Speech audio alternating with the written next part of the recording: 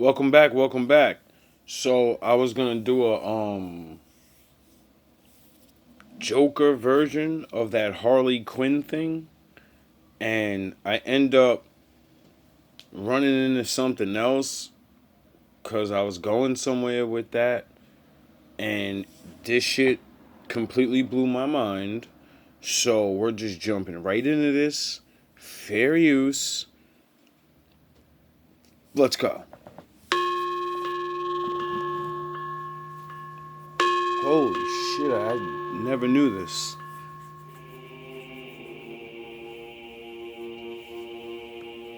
Among the most terrifying of all Hindu divinities, there's a mysterious goddess of death and destruction.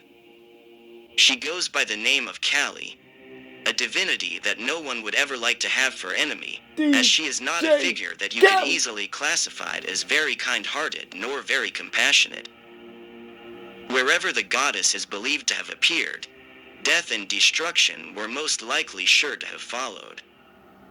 And although this is what we can say at the first thoughts of her character, the myth surrounding this entity, however, is way more complex and far-reaching than what many may think. Simply because the goddess Kali cannot be easily fitted into a typical Western notions of good versus evil, or light versus darkness, but in fact transcends both conceptions. So she's a goddess of the gray? Kali is one of the many forms and probably the most malignant embodiment of the great goddess Shakti. She represents feminine energy, creativity, and fertility. Though the name Kali is an epithet applied to several goddesses, she is commonly seen as the black goddess of destruction. She's the black goddess of destruction with a gray mind still. What? The goddess Kali personifies one of the divine energy of Shiva and incarnates Parvati. So she is the logical wife of the god, but plays an opposite role to that of Parvati. While the goddess Parvati appeases and neutralizes Shiva's destructive tendencies, Kali actively provokes and encourages the god in his more malignant form of Great Destroyer through the... Wait up. I mean, I heard of these people before because I've studied this, but I didn't really get the right information, and I could have swore like Callie was like just a destroyer. I've heard about the black thing before, but the way he's speaking about her is not what is in my head. And then the Shiva guy, he's supposed to be like a version of Jesus or God in their story, and like this is his wife, and like I didn't know that was like the role they play. Like she's like the destroyer, but she's like not good or evil. She's in the middle, and his power is to control her or somehow. dance of existence performed in the cosmic world. Therefore, it's only fair to say that Kali was never meant to tame Shiva, but instead it's Shiva who must calm Kali in her moment of fury. Talk about having a you don't want to mess with One his of the wife. meanings behind her name is the force of time, which relates to the ever-devouring principle that dominates the animated world.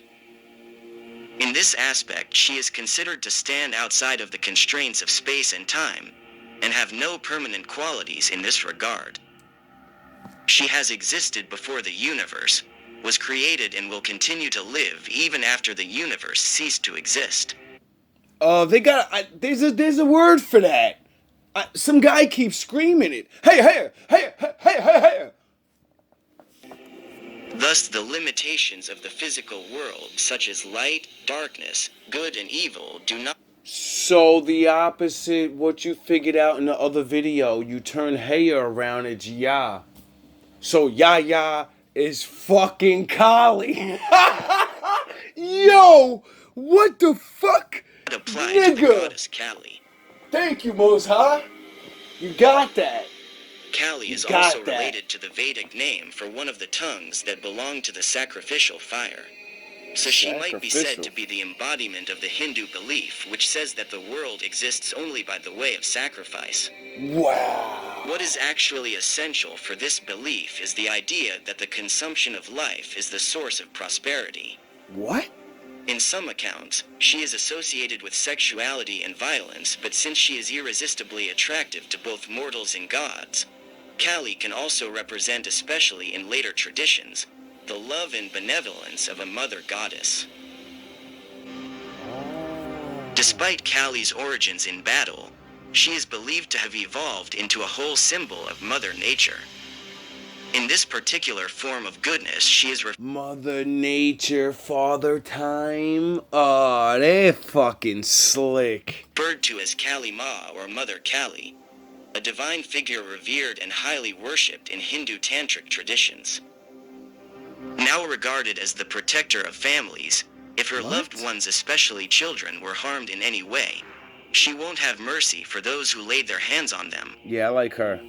In I like her a tantric lot. meditation, the dual nature of Kali leads practitioners to simultaneously face the reality of death and the beauty of life with the understanding that one cannot exist without the other. The Grey. In the earliest representations of the goddess, Kali may have been seen as the personification of the evil spirit, leading to a significant amount of description regarding her fearsome appearance. She is usually portrayed as a ferocious woman, with either black or blue skin, wearing a Bengali-type crown of clay which is painted or often gilded. A fearful fighting figure with lips smeared with blood, her tongue hanging out of her mouth while dripping the blood of her victims. An overall portrayal of a terrifying facial expression that immediately inspire fear to those who were unfortunate enough to cross her. Go online right now and see if you don't see a fucking female sticking their fucking tongue out in their picture. Path. Sometimes she does appear dressed or just with no clothes at all. A half-naked woman wading through gore on the battlefield and Like drinking the blood Instagram? of her victims who were slain with a large sword frequently shown in her hand, With a bunch while of brandishing simps? a severed head in another. It is said that at cremation sites, Kali sits upon the bodies of the deceased surrounded by attendant jackals and snakes. Wow. The variation of her poses are sometimes those of a fearsome goddess slaying demons who threaten cosmic order, while elsewhere she may be seen dancing or standing with one foot on a prostrate Shiva. Wow. In these scenarios, she is shown wearing a girdle Do you even know what the word prostrate means? If you don't, look it up. I'm not telling you.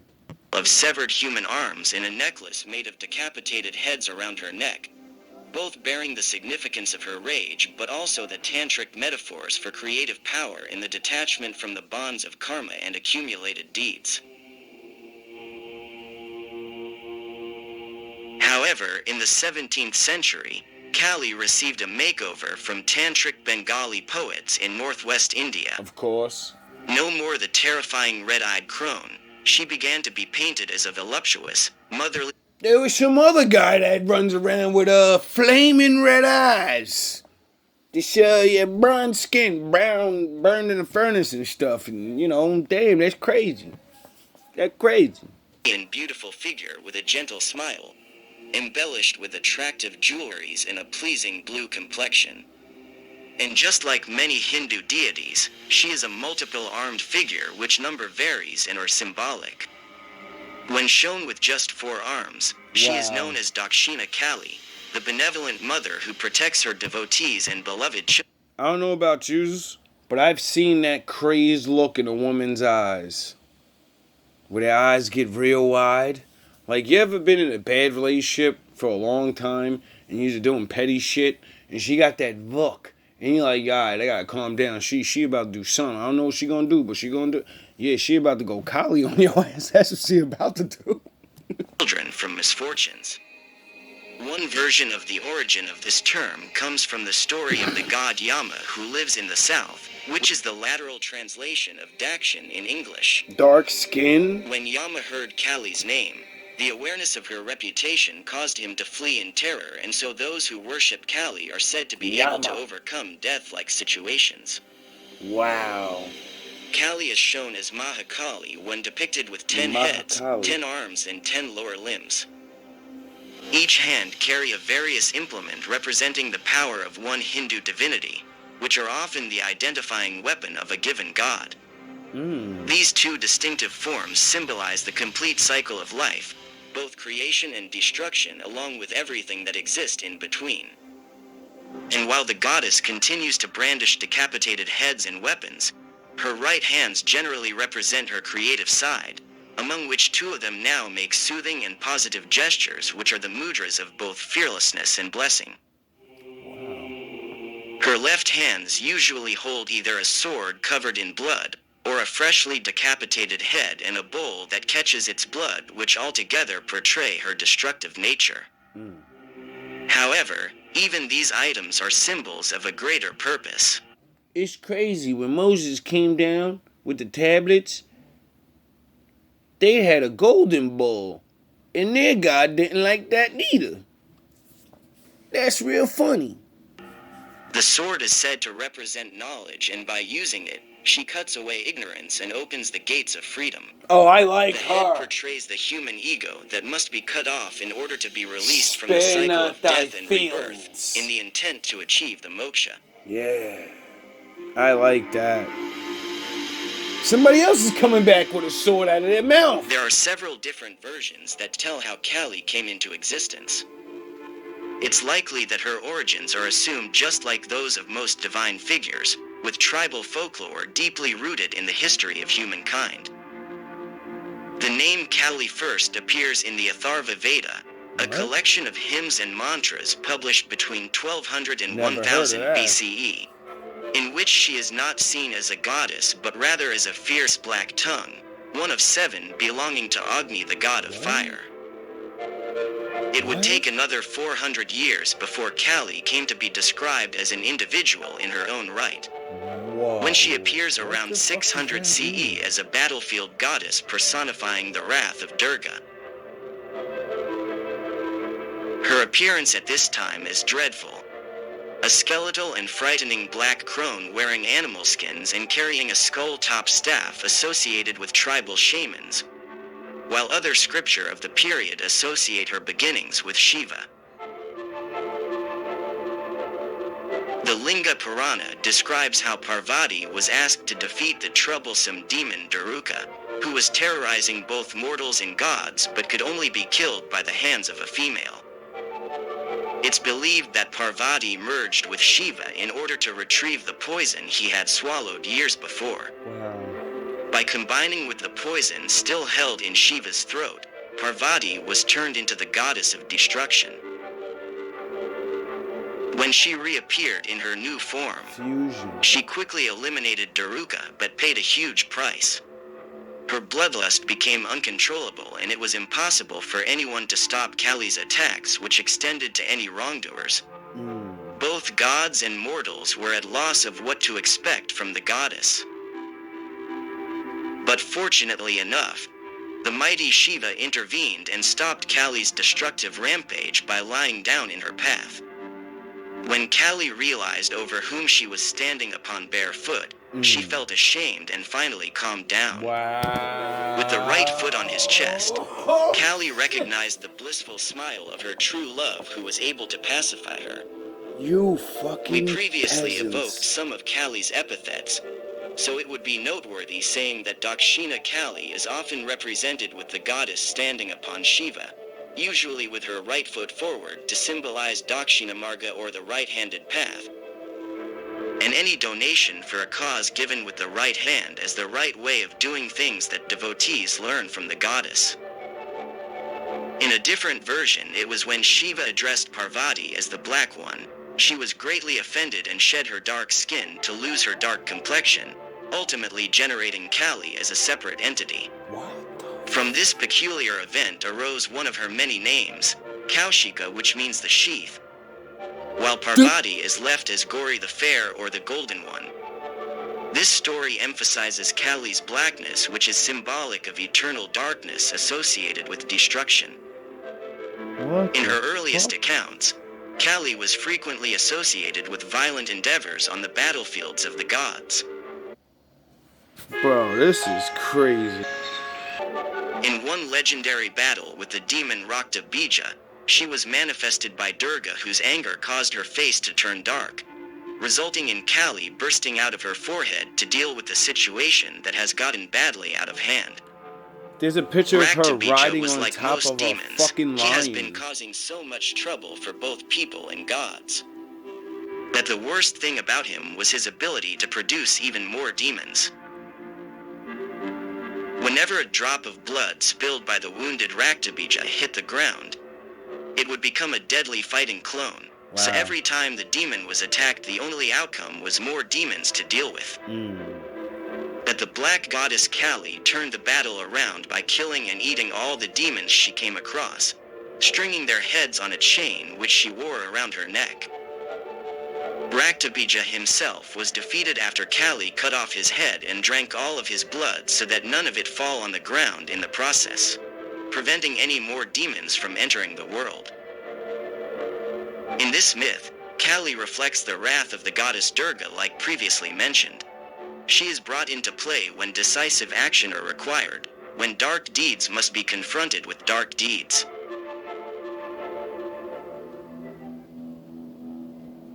Kali is one of the most well-known Hindu goddesses, mostly because of her immense responsibility, in part because of her dread characteristics and habit of acting unpredictably fast. So everyone, including devout Hindus, were wary of her wrath. For those who tried to control her or get her support by mischievous means, even the biggest devotion couldn't save them after stimulating her fury. There's this story of her escapade with a group of criminals who wished to sacrifice a human to her image in order to gain her favor, but they unwisely chose a monk as a victim.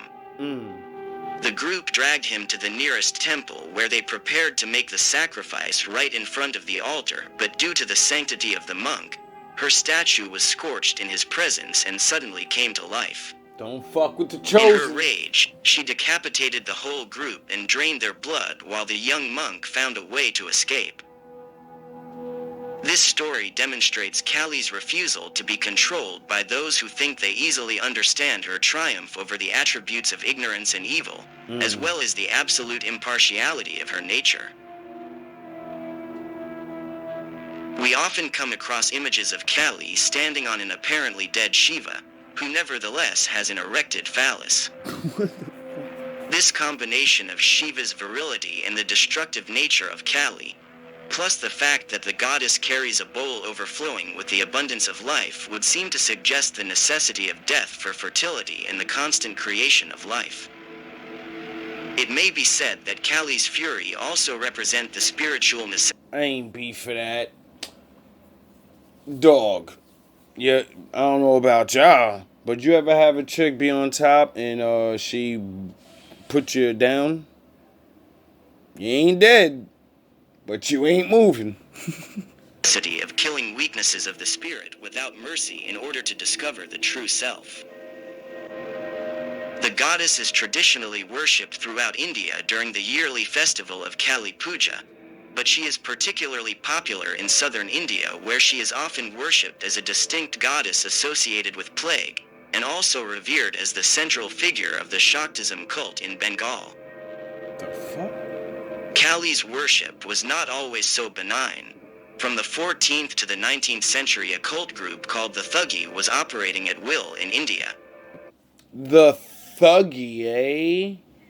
I remember I made a video on that a while back.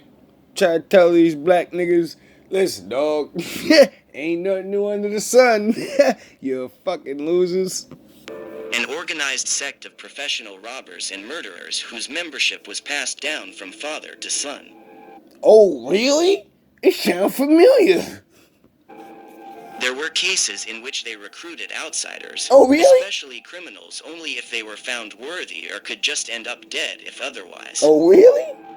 During its peak, the gang reached around thousands of followers, and during the 600 years of its operation, The sect is estimated to have killed anywhere between 500,000 and 2 Wow. million people. Okay. That's a different type of Thuggees level. proudly claimed to trace their origin to the Battle of Cali against the demon Raktabisha, and considered themselves as the children created from her sweat. Oh, wow. Pandering to the fiercest aspects of Cali in her requirement for death, destruction and human sacrifice, the Thuggee believed that they were doing Cali's sacred labor. What the fuck? It was the arrival of the British in India that finally put an end to these centuries of terror. They wiped out the Thuggees in the mid-19th century, and the man-slaughtered cult of the religious stranglers ceased to exist. Whoa, I never... What the fuck? I gotta look this Today, shit up. the image of the goddess Kali reflects her duality. She is depicted in the act of killing but smiles engagingly.